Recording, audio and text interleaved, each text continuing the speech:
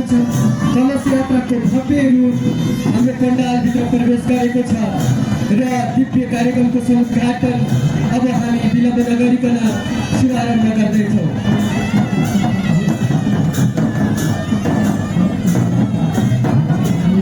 हाम्रो माझमा प्रमुख अतिथिज्यू आउने क्रममा हुनुहुन्छ र सङ्कल्पकर्ता लायन्स इन्टरनेसनल डिस्ट्रिक्ट 325 आइके डिस्ट्रिक्ट गभर्नर तथा लायन्स क्लब अफ काठमाडौँ परोपकारको संस्थापक अध्यक्ष लायन श्री पावलीकरण पाण्डेज्यू साथमा हाम्रो निमन्त्रणालाई स्वीकारेर हामीसँग अहोरात्र खटेर सुझाव सल्लाह दिँदै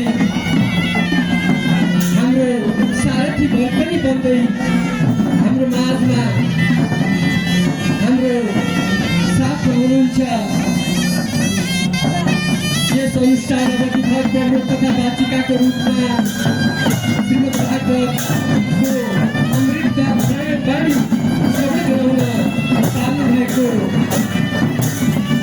श्री देवी श्री मानवज्यूको आगमन भइसकेको छ। दादा साथमा विभिन्न सदन मण्डलीका दिदीबहिनी दाजुभाइहरूको उपस्थित भएको छ र विष्णु थापा सरले यसको संयोजन गरिराख्नु भएको छ। सबैलाई हार्दिक स्वागत छ, वेलकम भन्न चाहन्छु। यस पण्डालभित्र वेलकम गर्न चाहन्छु। हामी सबैले यो विशेष क्षणमा हातमा धेर अगाडि बढिरहेका छौँ। यो पवित्र भूमि आराध्य देव पशुपतिनाथको परिसर सुमार्गी भवनको यो परिसरमा यहाँहरूसँग जोडिन पाउँदा श्रीमद् भागवत सप्ताह ज्ञान महायज्ञको माध्यमबाट भगवानको कृपाले श्रद्धेय गुरुवर्गहरूको आशीर्वादले यहाँहरू सबैसँग भेट हुन पाउँदा हामी अत्यन्तै गौरवान्वित रहेका छौँ।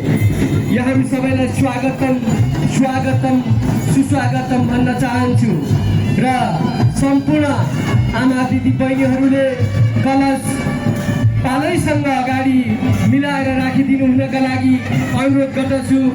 नौमती बाजामा संलग्न आमा दिदी बहिनीहरूलाई हार्दिक धन्यवाद र सम्मान व्यक्त गर्न चाहन्छु। झाँकीमा संलग्न दाजुभाइहरू श्रद्धेय दिदी बहिनीहरूलाई पनि हृदयदेखि नै नमन अर्पण गर्न चाहन्छु र त्यसै गरेर उत्तम अधिकारी शिवको भूमिकामा, प्रकाशजी पार्वतीको भूमिकामा यहाँहरू